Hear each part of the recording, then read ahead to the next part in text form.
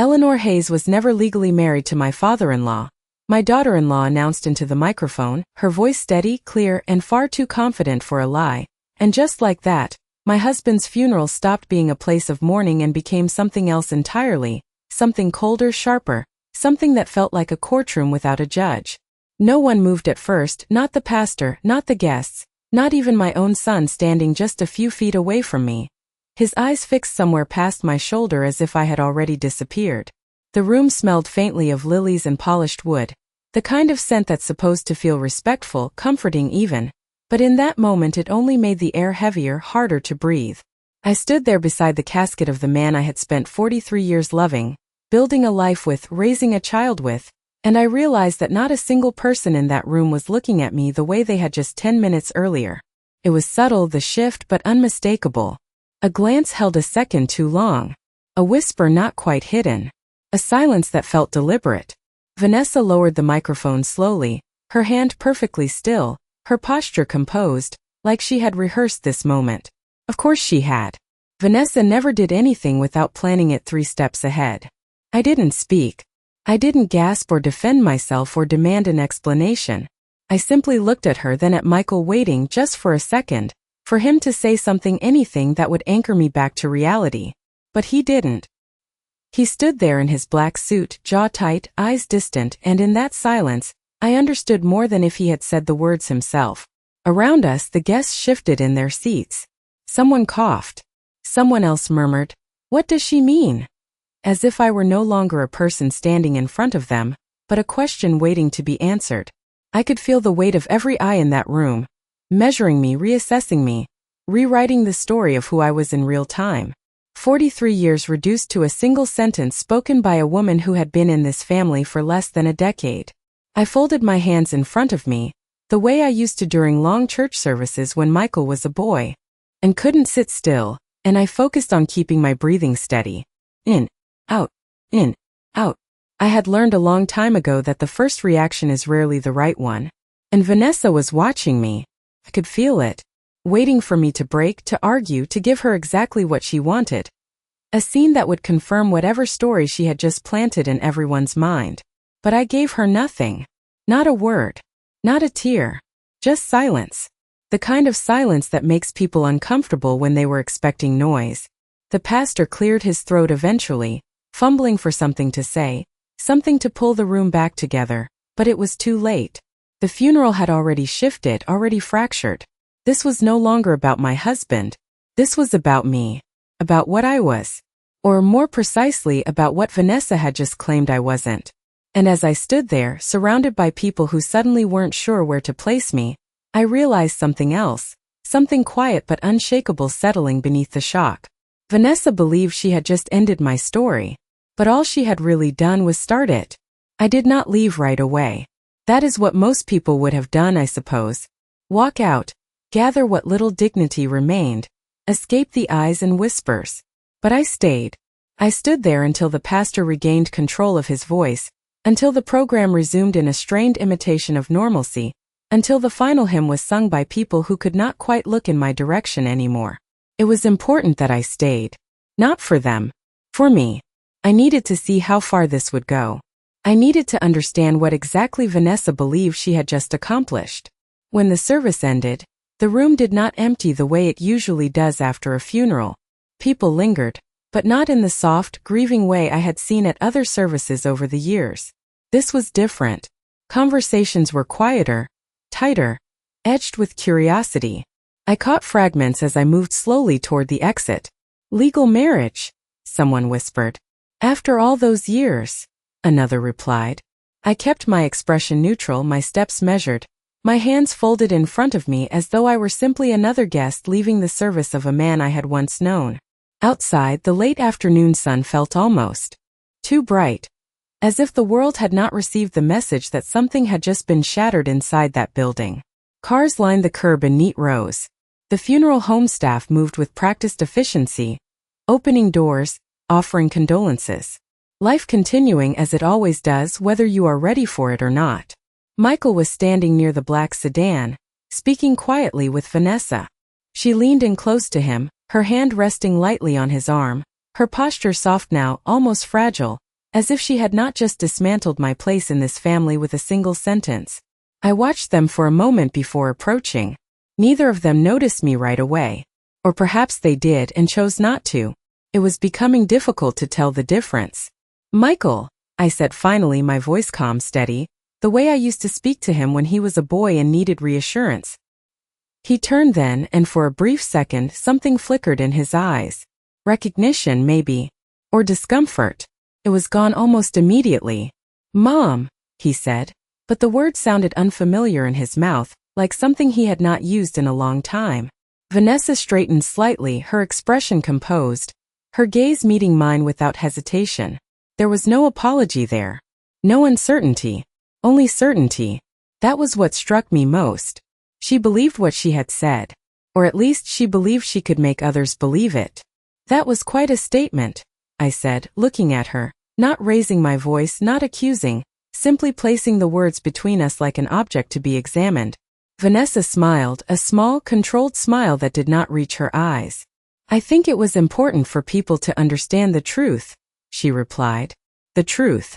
Such a simple word for something so easily shaped.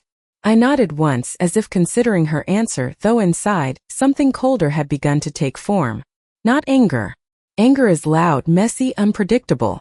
This was something else. Something quieter. "And Michael agrees with this truth?"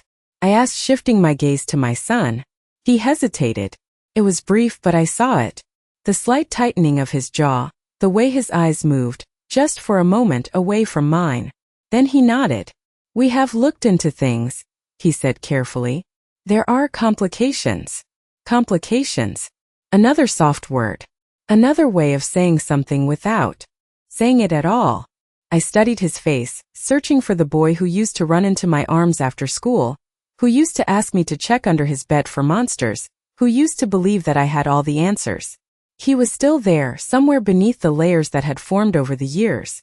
But he was no longer the one making decisions. I could see that now. Vanessa's hand tightened slightly on his arm, almost imperceptibly, but enough. A signal. A reminder. "I see," I said, and I meant it. Not that I agreed, but that I understood the position they had chosen. Vanessa exhaled softly, as if relieved that I was not making a scene, not forcing a confrontation in front of the remaining guests. That was her mistake. She thought my silence meant surrender. She thought that because I was not fighting her here, I would not fight her at all. I stepped back, giving them space, giving myself distance, and for the first time since she had spoken those words into the microphone, I allowed myself to look beyond them, to see the larger picture forming around us. The guests who had heard. The questions already spreading. The assumptions being built piece by piece. Vanessa had not just made a claim. She had planted a narrative. And narratives, once planted, have a way of growing if no one challenges them. I turned toward the waiting car. The one that would take me home to a house that suddenly felt less certain than it had that morning. And as I reached for the door handle, I realized something with absolute clarity. Vanessa was counting on me to stay quiet. To accept what she had said. To retreat, gracefully, into whatever smaller space she had decided I belonged in. But she did not understand something about me. She did not understand that I had spent a lifetime building that life she was now trying to rewrite. And I do not walk away from something I built without first understanding exactly who is trying to take it from me, and how. The house felt different the moment I stepped inside. Not because anything had changed, but because everything suddenly meant something else. The same hardwood floors Noel had refinished himself 10 years ago. The same cream-colored walls we had painted together on a quiet Sunday afternoon. The same grandfather clock in the corner that had marked every hour of our life without ever missing a beat. And yet, as I closed the front door behind me, the silence did not feel like grief anymore. It felt like distance. Like I had already been moved out of a place I was still standing in. I set my purse down on the entry table with the same care I had used for years, placing it exactly where it always went, as if routine alone could anchor me to something solid. My coat followed, folded neatly over the back of the chair. Small actions. Controlled actions. The kind that keep your hands steady when your thoughts are not. I walked into the living room slowly, my eyes moving over each familiar object as if I were seeing it for the first time. The framed photographs on the mantel caught my attention first. There we were. Noel and I on our anniversary trip to Vermont, standing in front of a lake that reflected the autumn leaves like a painting. Michael as a boy, missing his 2 front teeth, holding up a crooked drawing he had insisted was a portrait of me. A family Christmas years ago before Vanessa entered the picture, before everything became measured and careful and slightly off in ways I could never quite name at the time. I reached out and adjusted one of the frames that had tilted slightly to the left, straightening it without thinking. It was something I had done 1,000 times before. Fixing small things. Keeping everything in place. Making sure nothing looked out of order. That was who I had been in this family. The one who noticed. The one who corrected quietly. The one who made sure everything held together. And now, standing there in that same room, I realized that somewhere along the way, I had stopped noticing the larger shifts. The ones that could not be fixed by straightening a picture frame. I moved toward the kitchen, the soft hum of the refrigerator the only sound greeting me. The counter was clean. Of course it was. I had cleaned it that morning before we left for the service, wiping it down with the same careful attention I had always given to this home. A home Vanessa had just publicly suggested was never truly mine. I rested my hands lightly on the edge of the counter, feeling the cool surface beneath my fingertips, grounding myself in something real. There had been signs. I could see that now with a clarity that was almost uncomfortable. Subtle changes at first. Conversations that stopped when I entered the room. Paperwork that was suddenly handled before I could ask about it. The way Vanessa had taken over scheduling appointments, organizing documents, speaking on behalf of the family in situations where, for decades, I had been the one doing those things. And Michael, he had followed her lead, slowly, quietly, as if it were the most natural thing in the world to shift his loyalty from the woman who raised him to the woman he married. I had told myself it was normal. That this was what happened when children grew up, built their own lives, made their own decisions. I had called it independence. I had called it change. I had not called it what it was beginning to look like now. Replacement.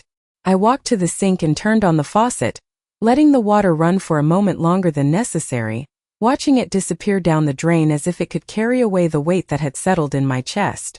Vanessa's words echoed again, not louder but clearer. Not emotional but deliberate. She had not been improvising. She had been presenting something. A version of reality she expected others to accept without question. And the way Michael had stood beside her, that was not confusion. That was alignment. I turned off the water and dried my hands slowly, methodically, as if I had all the time in the world. Then I walked back into the living room and sat down in the armchair Noel used to favor in the evenings, the one position just slightly to the left of the window so he could catch the last of the sunlight as it faded. I could almost see him there, reading, glasses low on his nose, occasionally glancing up to make some quiet comment about the world that always seemed to make everything feel simpler. Noel had never been careless. Not with our life. Not with our future. Not with me. The idea that he would leave something as fundamental as our marriage in question did not fit with the man I knew. It did not fit at all. Which meant one of two things was true. Either I had misunderstood the last 4 decades of my life completely, or someone else was counting on me not looking too closely. I leaned back in the chair, letting the quiet settle around me, and for the first time since the service, I allowed myself to think not about what had been said, but about what had not. No documents had been shown. No details had been offered. Just a statement. Clean. Confident. Unchallenged.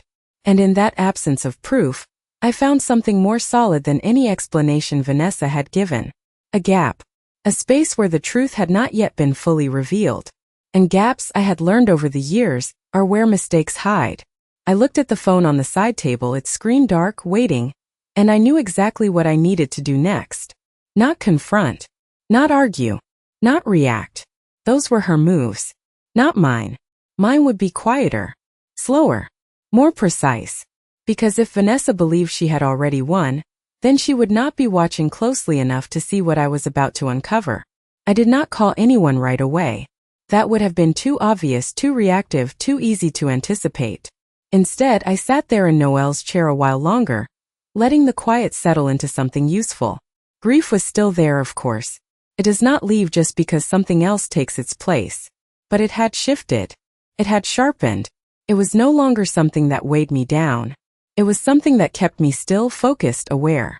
I reached for the small wooden box on the side table, the one Noel had kept his reading glasses in, along with a few odds and ends he never quite explained.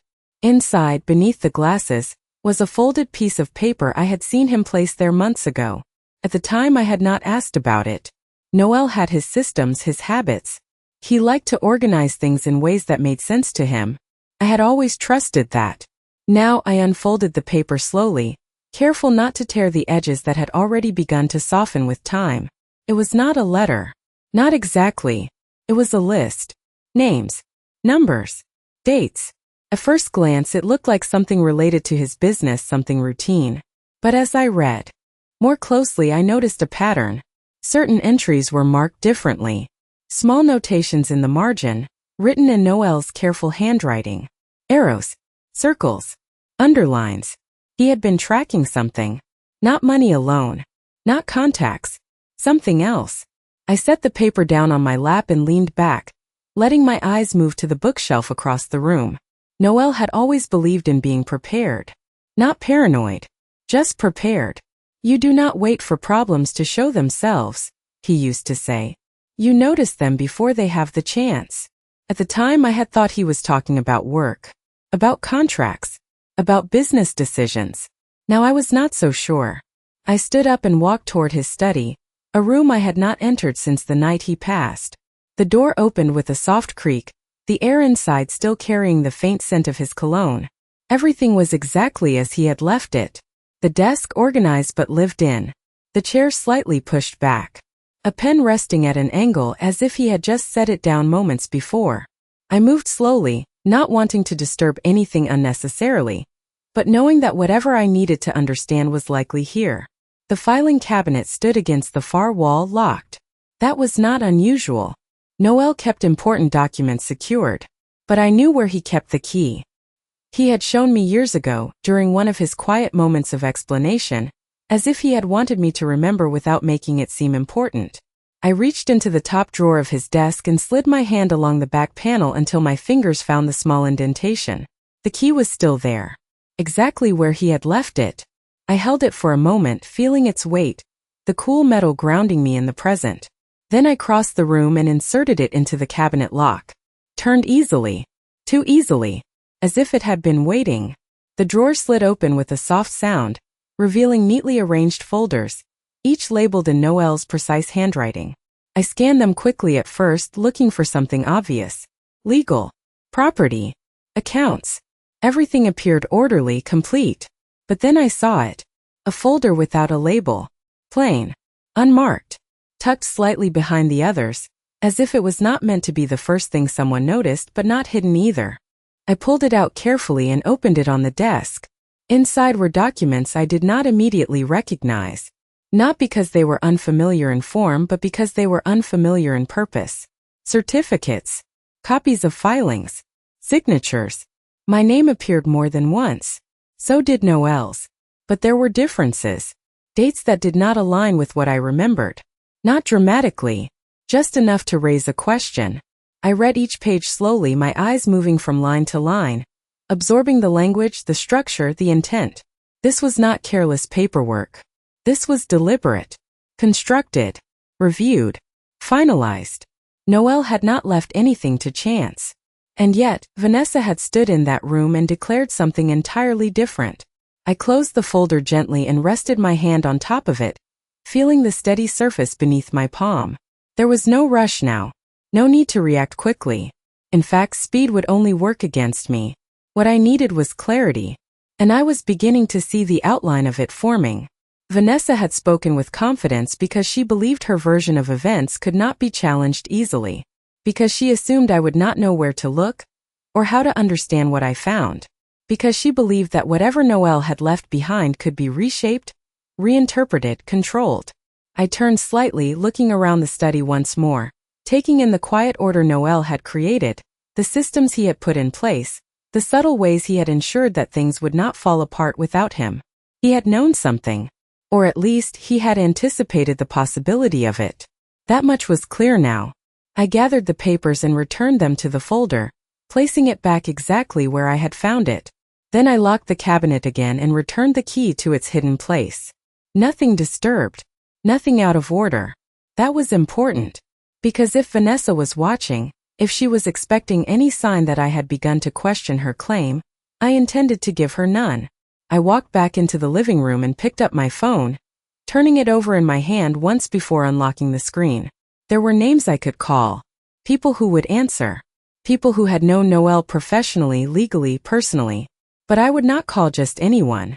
Not yet. The first conversation would matter. Needed to be with someone who understood both the details and the implications.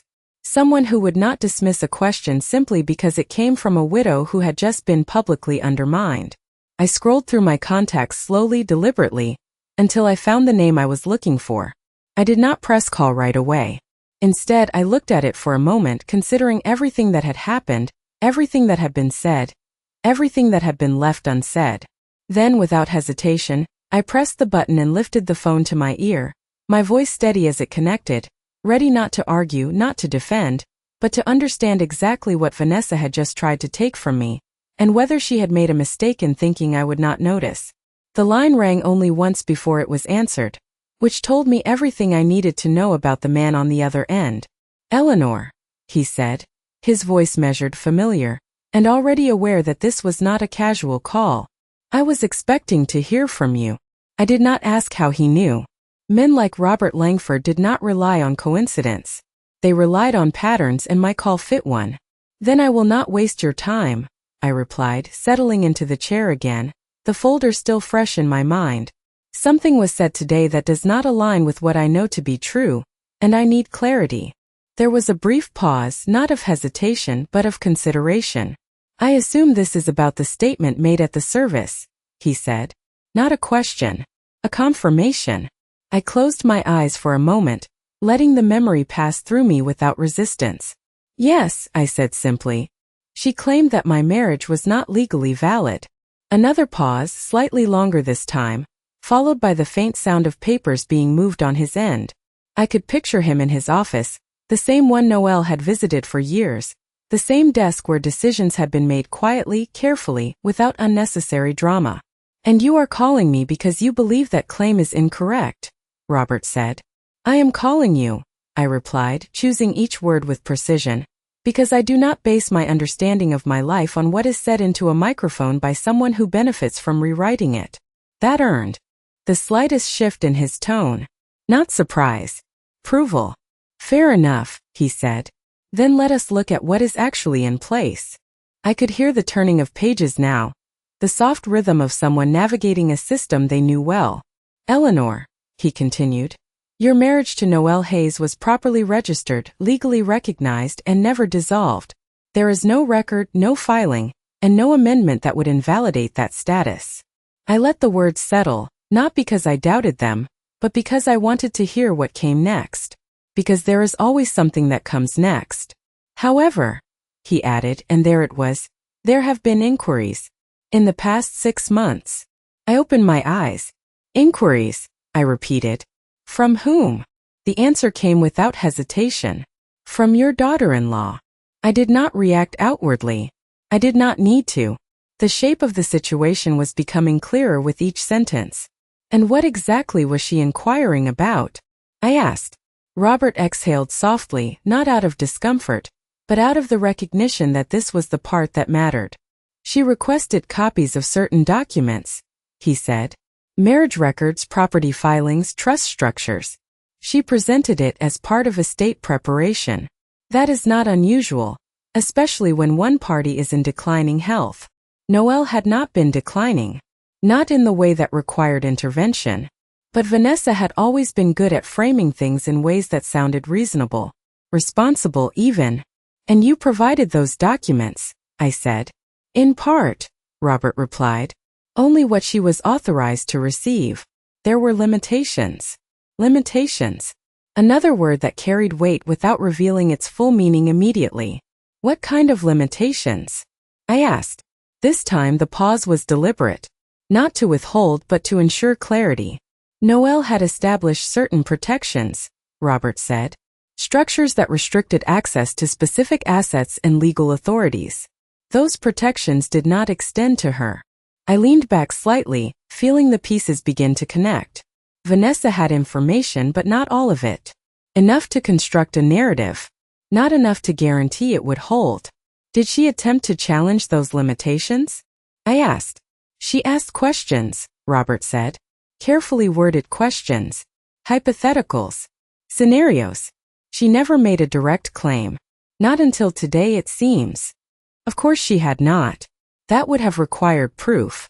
And proof, as it was becoming increasingly clear, was not something she fully possessed.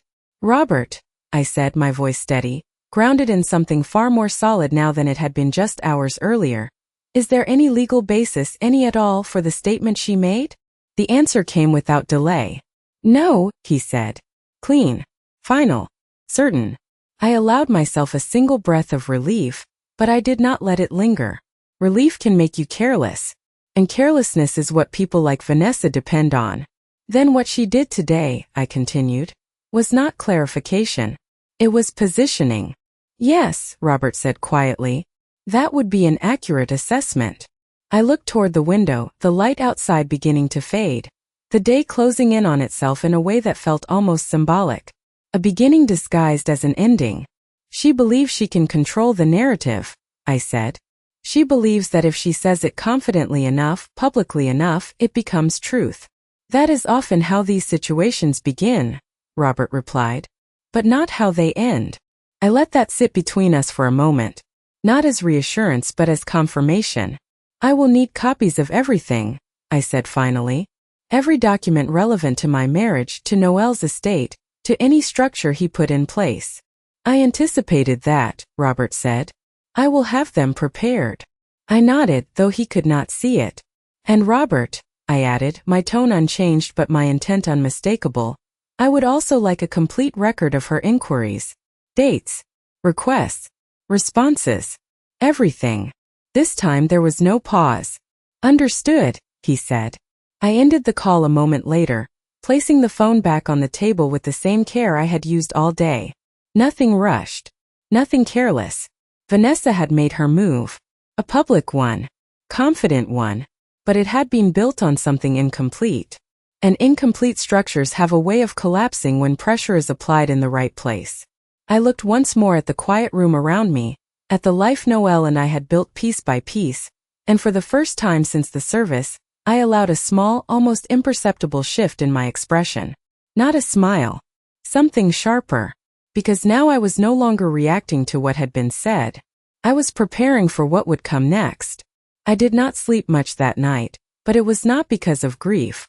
Grief comes in waves, heavy and unpredictable, but this was different. This was a steady current beneath everything, keeping my mind alert, tracing every detail, every word, every silence from the day before. I lay in bed for a while, staring at the ceiling, listening to the quiet hum of the house that no longer felt entirely mine, and I replayed Vanessa's voice in my head, not for the emotion but for the structure. She had not stumbled. She had not hesitated. She had delivered her statement like a conclusion, not a question. That meant she believed she had already done the work necessary to support it, or at least enough to convince others.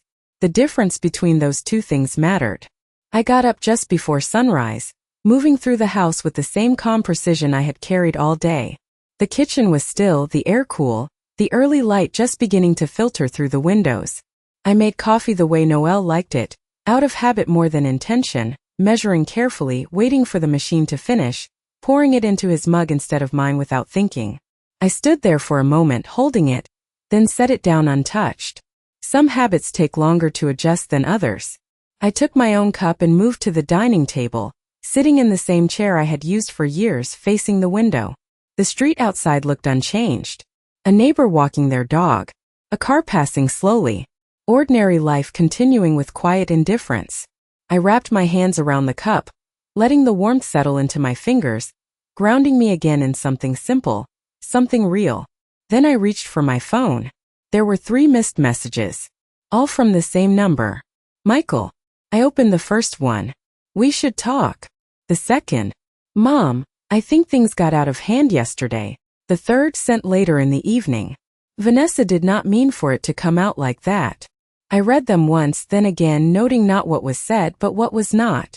No apology. No correction. No denial of the statement itself. Only concern about how it had been delivered. That told me everything I needed to know about where he stood. I set the phone down without responding. Not yet. Timing matters. Reaction can close doors before you even see what is behind them. Instead, I stood and walked back to Noelle's study, the room already beginning to feel less like a place of memory and more like a place of answers. I opened the cabinet again, retrieved the unmarked folder, and placed it carefully on the desk. This time I did not just read. I studied, line by line, date by date. I compared signatures, noting the consistency in Noelle's handwriting, the precision in the way documents had been filed, notarized, archived. There was no carelessness here, no oversight, which meant any discrepancy Vanessa was relying on had to come from interpretation, not fact. I moved to the desk drawer and retrieved a legal pad, something I had not used in years, and began to write. Not emotions, not assumptions. Facts, dates, names, document titles, questions. Each point placed deliberately, building a structure that I could return to, something that would not shift depending on how I felt in any given moment. By the time I finished, the page was filled, not with confusion but with direction.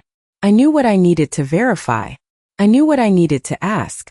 And more importantly, I knew what Vanessa did not yet know that I knew. That was the difference. That was where control begins. Around mid-morning, the doorbell rang. Not unexpected. Not entirely welcome either.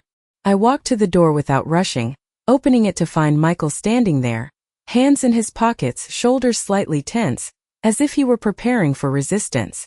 Vanessa was not with him. That was interesting. "Mom," he said again, the words still carrying that unfamiliar distance. "Can I come in?" I stepped aside without answering verbally, allowing him to enter, watching the way he looked around the house as if trying to assess something he could not quite name. He moved into the living room, stopping near the fireplace, his eyes briefly settling on the photographs before shifting away. "I wanted to talk about yesterday," he began, his tone careful, rehearsed. "I think Vanessa might have handled things too directly. Too directly. Not incorrectly." I remained standing, my hands resting lightly at my sides, my posture relaxed. "What exactly do you believe was handled incorrectly?" I asked. He hesitated just for a second. "The timing," he said. "The setting. It was not the right moment." I watched him, studying the way he chose his words, the way he avoided others. "And the content?" I asked. This time the hesitation was longer. His eyes shifted, not meeting mine. "We have been looking into some things," he said. "There are questions about paperwork, about how certain things were filed. Vanessa just wanted to make sure everything is clear." Clear. Another word that suggested uncertainty, while avoiding accountability. I nodded slowly, as if considering his explanation, though in truth I was measuring it, weighing it against what I now knew. "And you believe that clarity is best achieved by making public statements before verifying the facts?" I asked. My tone did not change. It did not need to. The question itself was enough. He exhaled, running a hand through his hair, the gesture familiar, almost boyish, but the context entirely different now. "That is not what I am saying," he replied. "I am just saying we should sit down, go through everything together, make sure there are no misunderstandings." There it was. The invitation. Not to resolve. To control the narrative before it slipped further. I held his gaze for a moment, then nodded once. "I agree," I said. "We should go through everything." Relief flickered across his face, quick and unguarded. He thought this was progress. He thought I was stepping into the conversation on his terms. That was his mistake. Because what he did not yet realize was that I was no longer trying to understand what they believed. I was preparing to show them exactly what they had failed to see. Michael did not stay long after that. He said a few more careful things, words that sounded like concern but felt more like positioning. Then he left with the same restrained urgency he had arrived with, as if he believed he had done enough for the moment. I watched him walk down the driveway, his shoulders slightly hunched, his steps measured, and I could not help but notice how he did not look back. Not once. The house grew quiet again after the door closed, but it was no longer the same kind of quiet. This one felt deliberate, almost strategic, as if the silence itself had a purpose now. I returned to the study not out of habit, but because it had become the one place where things still made sense. The folder was still on the desk exactly where I had left it, and I opened it. Again, this time focusing on a detail I had only skimmed before. The dates. They were close to the truth but not exact. Adjusted slightly, just enough to create ambiguity if someone did not look carefully. It was subtle. Intentional. The kind of adjustment that could be used to suggest uncertainty, without actually changing the reality of what had happened. I pulled my legal pad closer and wrote the dates down side by side, comparing them to what I remembered, to what I knew without needing to check. 43 years of marriage is not something you forget the details of. Not the day. Not the place. Not the sequence of events that built a life. Which meant the discrepancy was not in my memory. It was in how the information had been presented. I leaned back slightly, letting that realization settle. Vanessa had not created a lie out of nothing. She had taken fragments of truth and shifted them just enough to make them unstable in the eyes of someone who did not know better. That was her strength. Not invention. Interpretation. I stood and walked back to the bookshelf, running my fingers lightly along the spines of the volumes Noel had collected over the years. Business law. Estate planning. Contracts. He had read everything, understood everything, not because he expected problems, but because he refused to be unprepared for them. And now I could see that he had not just prepared for business complications. He had prepared for personal ones as well. I pulled one of the binders from the shelf, one I had not opened in years, and carried it back to the desk. Inside were copies of documents we had reviewed together long ago, during a time when everything felt stable, certain, unquestioned.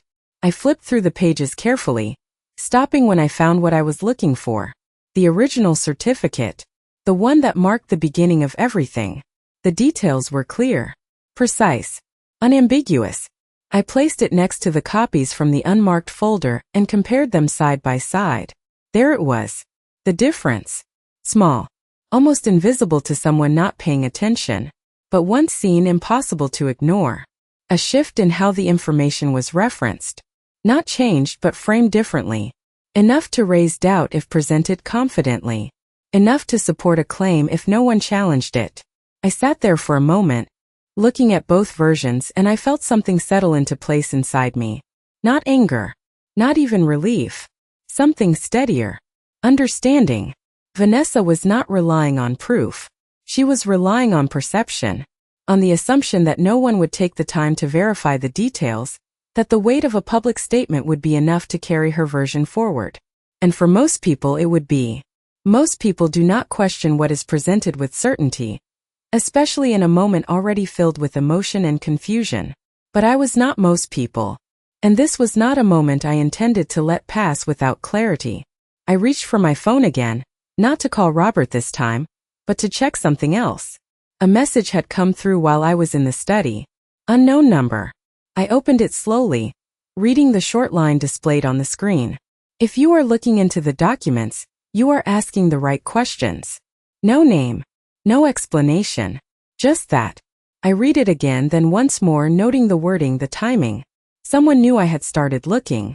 Someone was aware of what Vanessa had done, and more importantly, aware that it might not hold under scrutiny. I did not respond. Not yet. Information like that is not something you engage with immediately. It is something you observe, consider, place within the larger pattern. I set the phone down and returned my attention to the documents in front of me. The differences. The framing. The gaps. They were no longer scattered pieces.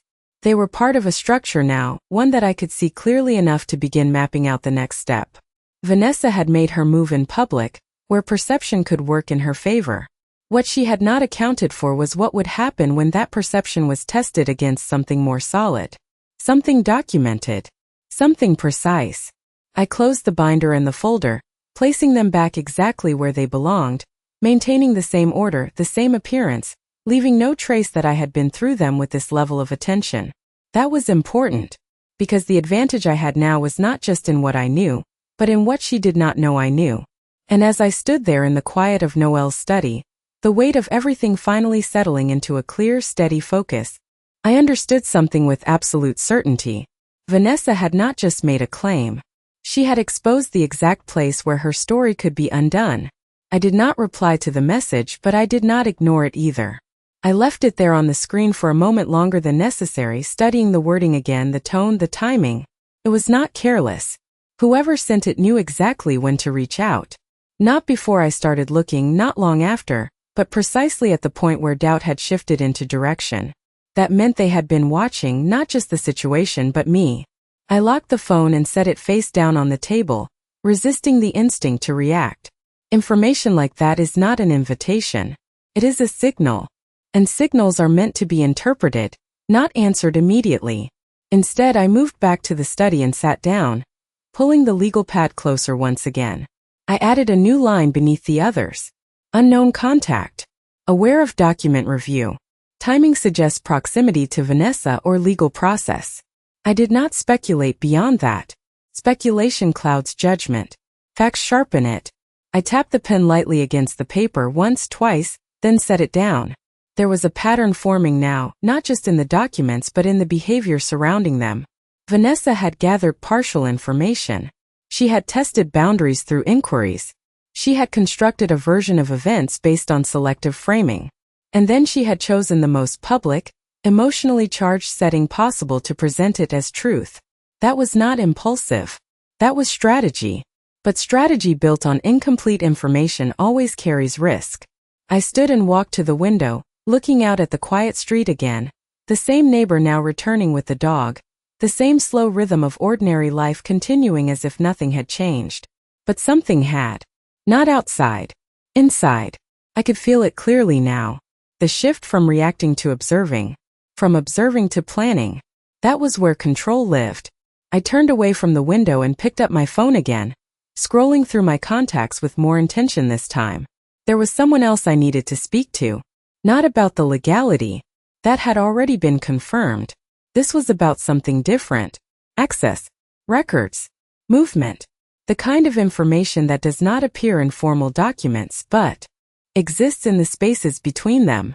I found the name and pressed call without hesitation. Eleanor. The voice answered after a few rings, warmer than Robert's but no less perceptive. I was wondering when I might hear from you. I allowed a small pause before responding. Then you already know why I am calling, I said.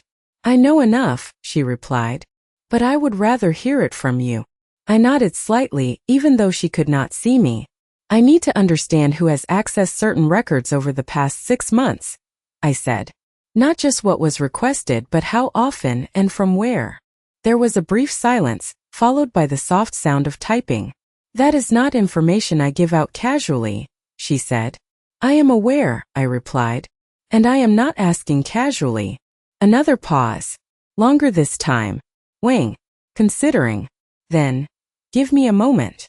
I waited, listening to the faint background noise on her end, the quiet efficiency of someone who knows exactly where to look. Minutes passed, but I did not rush them. Precision takes time. When she returned, her tone had shifted slightly. Not alarmed. Not concerned. Just more focused. There have been multiple access points, she said. Most routine. Standard estate-related reviews. But there is one pattern that stands out. I did not interrupt. I let her continue. Repeated access from the same external account, she said. Not directly authorized but not entirely blocked either.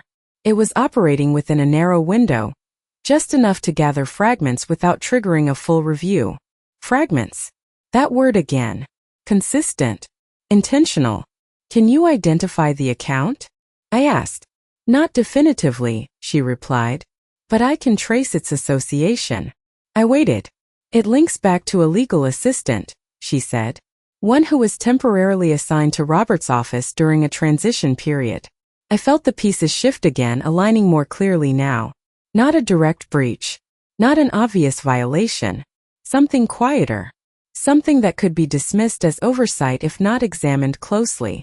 And that assistant, I said, is no longer there? Correct, she replied. Left shortly after the access pattern stopped. Of course they did. I walked slowly back to the desk, placing my hand lightly on the surface, grounding myself in the realization that what I was uncovering was not random. It was coordinated. Not perfectly, but carefully enough to avoid immediate detection. Thank you, I said finally. I will need a record of those access points. Dates, times, any available identifiers. I can provide that, she said. But Eleanor, this is more than a misunderstanding. I allowed a small, almost imperceptible shift in my tone. I am aware, I replied. We ended the call shortly after, and I stood there in the quiet room, letting the information settle into place. Vanessa had not just relied on perception.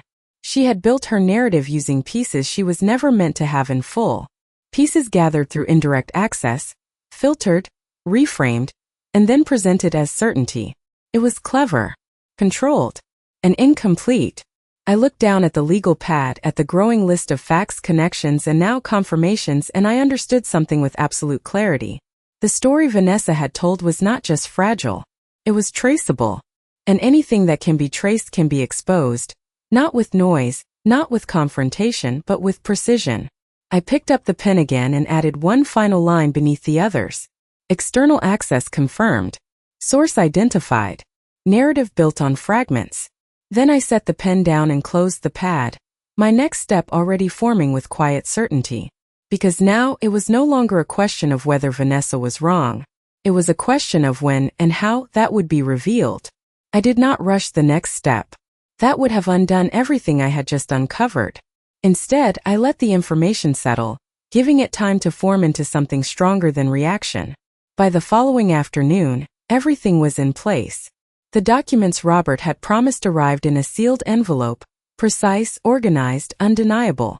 The access logs followed shortly after, structured in a way that left little room for interpretation. Dates, times, points of entry, patterns. Together, they did not just suggest a mistake. They outlined a method. I reviewed everything once, then again, not because I doubted it, but because I respected it. Precision deserves attention. By early evening, I made the call. Not to confront, not to accuse, simply to invite. We should go through everything together, I said when Michael answered, echoing his own words from the day before. There was a pause, then a sense of relief in his voice. That is exactly what I was hoping for, he replied. Of course it was. He believed this would be a conversation he could manage. Tomorrow evening, I continued, here at the house. Another pause, shorter this time. Vanessa will want to be there, he said. I assumed she would, I replied. I ended the call without adding anything more. There was no need. The stage was already set. The next day passed quietly. I did not rearrange anything in the house. I did not prepare it for confrontation. I left everything as it was. Familiar. Undisturbed. That was important. Because what was about to happen was not an argument. It was a correction. When the doorbell rang that evening, I opened it without hesitation. Michael stood there, Vanessa beside him, composed as always, her posture relaxed, her expression carefully neutral. She stepped inside with the same quiet confidence she had carried at the service, as if she were entering a space she already understood. That, too, was part of her strategy. Control begins with comfort. I led them into the living room, gesturing for them to sit. They did. Close together. Aligned. I remained standing for a moment longer, then took my seat across from them, placing the folder on the table between us. Vanessa's eyes flicked to it immediately. Not curiosity. Recognition. You said you wanted clarity. I began, my voice steady, measured, leaving no room for misinterpretation. So I gathered everything that provides it. Michael nodded, leaning forward slightly, his attention focused, his expression cautious. Vanessa remained still, her hands resting lightly in her lap, her gaze calm. We have already started reviewing some of this, she said, her tone even controlled. There are inconsistencies. I inclined my head slightly, acknowledging the statement without agreeing with it. Yes, I said. There are. I opened the folder and removed the first document, placing it carefully on the table, turning it so both of them could see. This is the original certificate, I said. Filed, recorded, and never amended. Michael leaned in, scanning the page. Vanessa did not move closer. She did not need to. She was already familiar with it, or at least with a version of it. Now, I continued, placing the second document beside the first. This is the version you based your conclusion on. Vanessa's eyes shifted slightly. Not dramatically. Just enough. They are not different, she said. Not in any meaningful way. I allowed a small pause before responding. Look again, I said. Quietly. Michael's brow furrowed as he compared the two. His eyes moving between the lines, the dates, the formatting. Took him a moment. Then another. And then I saw it. The exact second he noticed. The reference date, he said slowly. It is framed differently. I nodded once. Not changed, I said. Framed. Vanessa straightened slightly, her posture tightening almost imperceptibly. That does not invalidate anything, she said. It raises questions. Only if you stop there, I replied. I reached for the next set of papers, sliding them forward with the same deliberate care. These are the full filings. The ones that were not accessed. Silence followed. Not the uncertain kind from the service. This was different. This was the silence that comes when a narrative meets something it was not designed to withstand. Michael's expression shifted again, this time more noticeably, the certainty in his posture giving way to something less stable. Vanessa remained composed, but the stillness now felt more controlled than natural. Where did you get these? She asked. From the same place you tried to, I replied. Just more completely. I let that sit for a moment before placing the final set of documents on the table. The access logs. And these, I said. Explain why your version was incomplete. Michael looked at them first, confusion crossing his face as he read through the entries. Vanessa did not reach for them immediately. That was telling. Repeated access. I continued, my tone unchanged, my pacing steady. From an external account. Limited. Fragmented. Enough to gather pieces. Not enough to see the whole. Vanessa's gaze finally moved to the logs, her eyes scanning the lines quickly, efficiently. She understood what she was looking at. I could see that. This does not prove anything, she said, but the certainty in her voice had shifted just slightly. It proves, I replied, that your conclusion was built on partial information. I leaned back slightly, allowing the weight of everything on the table to settle into the space between us. And partial information, I added, presented as certainty in a public setting is not clarity. No one spoke for a moment. The room held the silence differently now. Not as absence, as presence, as something solid, undeniable. I looked at Michael, then at Vanessa, my expression calm, my posture unchanged. You wanted everything to be clear, I said. Now it is.